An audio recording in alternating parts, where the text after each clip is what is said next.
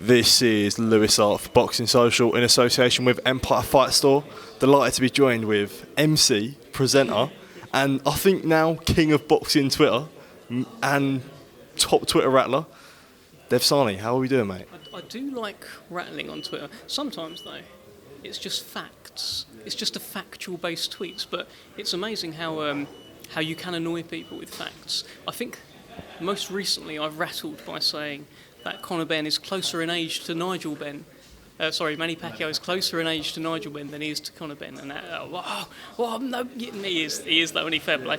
But yeah, no, I'm all good, mate. How are you? I'm doing very good. Delighted to be joined with you, mate. You know, it's quite funny to see all them tweets on my feed. You know, but yeah, like you said, there's no opinion involved. It's just facts, mate. Just facts.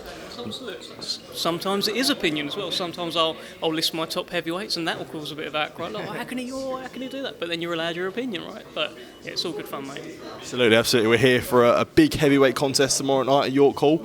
You're the MC for it. We've got David Adeleye versus Bezos. A big 10-rounder for David Adeleye. You know, this year he's got to be pushing on for much bigger achievements in 2023. This is it. This is how it begins. This is sort of the traditional Frank route at times. You pick up a title, and then suddenly he's in the rankings. Then the level of opposition can get better, and also it does something to a fighter having some sort of gold around their waist. He hasn't got any, and I know gold will look good around the waist of David Adeleye. I mean, he carries himself like a champion already. So stick a WBO European belt on him, and I'm sure he'll do so even more. It's a real nod again to Queensberry's heavyweights, which is just like Tyson Fury right at the very top. And then you've got Moses Itolma at the bottom, just making his debut. What, Tyson Fury, Moses Itolma? I don't know. Yeah. Well, Adeleye, look, I don't know.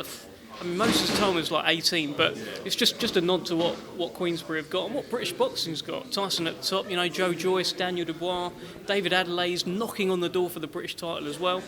And, of course, Moses Itolma as well, so it's a good time.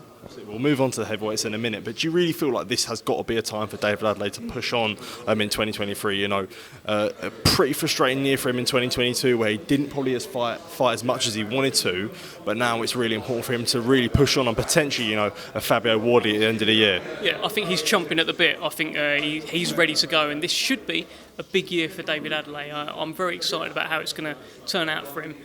This fight tomorrow is like the geezer's he's no mug. He's come over. He's unbeaten. He's massive. Did you see the way he's sort of come? I think I said he's from Donetsk, Ukraine, which is what it said on the sheet, but he said it was from somewhere else. So you know, fair play. He corrected me live on air. He's massive. He looks scary, but I said to David Adeleye, I'm glad I'm not fighting him. He said, I'm glad you're not fighting him as well. So he's going to get in there and should do a job.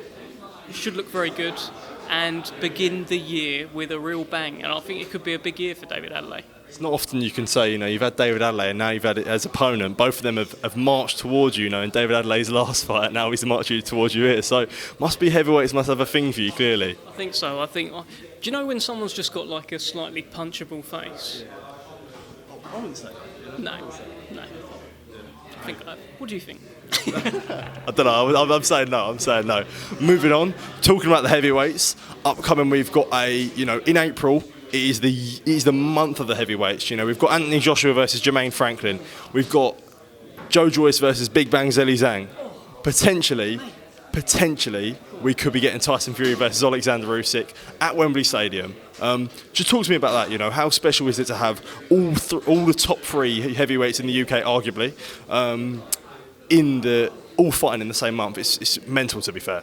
That is mad, actually. Yeah, I hadn't even thought of that. If Fury Usyk happens at the touted date, at the touted location, you are right. And then you've got that at Wembley. You've got Joshua, and you've got Big Bang Zhang against Joe Joyce. It's a great time, isn't it? Like, Britain is ruling the heavyweight division. Like the only guys that I can think of knocking on the door from outside that. Everyone's on the outside looking in. Then you've got sort of Wilder and Ruiz doing their thing, looking in as well. But we are absolutely smashing it. Like, it's a great time. And Fury Usyk, I just hope. I don't know any more than seeing that picture go out last night with Frank and George and Alex Krasik. That looks very promising. I'm crossing my fingers. I'm hoping. Be great if it was at Wembley. Like, wow, what an event! What an event to be a part of. Probably the biggest fight in British boxing history to ever happen on these shores, right? Absolutely, talking about Joe Joyce versus Zhilei Zhang, he holds the WBO interim belt. He could have a shot at a world title. Do you feel like it's a massive, massive risk to take someone like Zhang on, or he could have had an easier opponent, but he's decided to take on someone like Zhang, who is no mug at all. Yeah, he has to do it. He has to do things like this because you never know when you're going to get the call for a world title. It could have been now, right? But you can't let him. How old is he? 37. He's getting up there in age, right?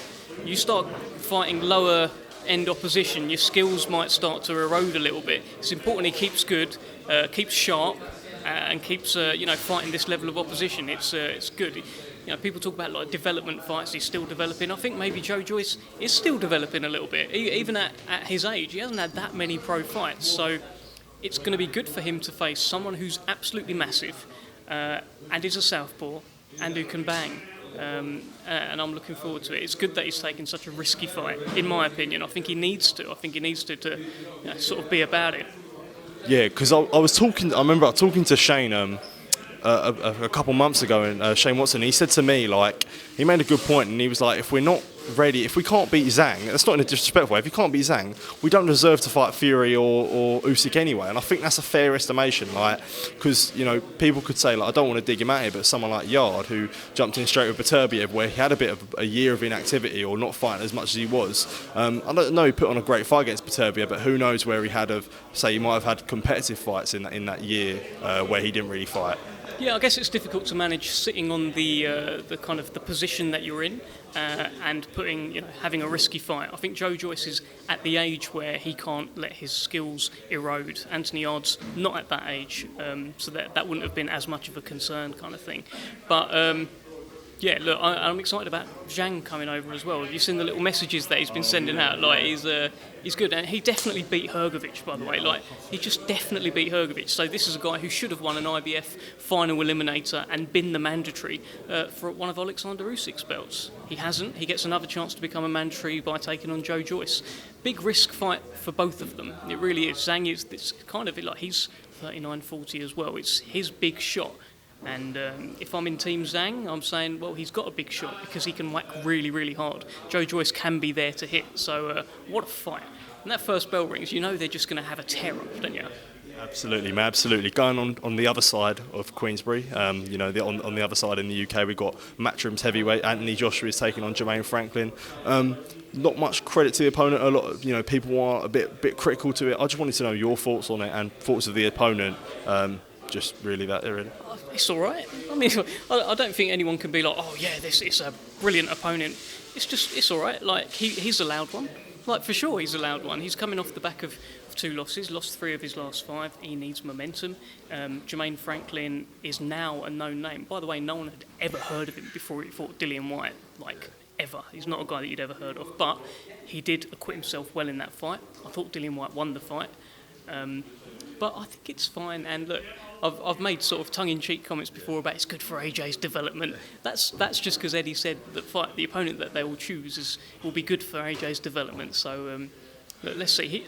I am very curious about what happens in this fight. I will be watching. I'll be dipping into the zone to watch it, and I really hope that he just knocks him out.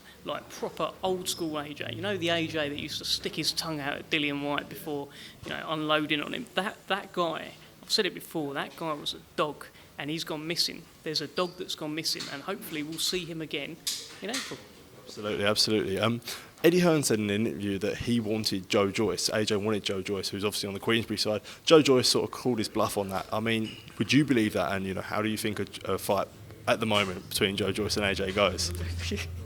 Obviously, I think Joe Joyce would win that fight. I think Joe Joyce is the second best heavyweight in the world. I'll get a lot of stick for that, but I think he's the only one that can give Fury his hardest night, push him all the way. The offer being there wasn't an offer, was there? There's just AJ said he'd fight him. Yeah, I mean, if you were to say to Anthony Joshua, would you fight this guy? Would you fight this? Obviously, he'll say yes to everyone. So it's just it's a clickbaity kind of thing to say while you fight someone nowhere near as good as Joe Joyce. It's the same thing as saying, oh yeah, we'll fight Fury. Yeah, this is what promoters do. This is what boxing promotion is. If your fight that you're actually promoting isn't that great, you talk about other fights. That's fair enough. That's fair enough. With Joe Joyce, there is potential. I mean, with Fury that he's fighting, he could be potentially fighting Usyk and at the end of April, and him and Joe Joyce both fighting in the same month. How incredible would it be for someone like Tyson Fury to fight Alexander Usyk, then potentially jump straight in with a Joe Joyce fight? That would be ridiculous. It'd be some schedule, wouldn't it? I mean, no one can say anything to him about easy touches. Like, if this Usyk fight gets made, he is the kind of, it's just them two. Usyk and Joyce are the sort of remaining questions to Tyson's throne, and if Tyson beats them both and answers that, that's it. I think he's already in a great place in terms of his legacy. I always say, if he retires today, he'll go down as one of the best heavyweights of all time. If he retires after beating Usyk and then Joyce as well, who's the upcoming, well, then you're in good company at the very end of your career.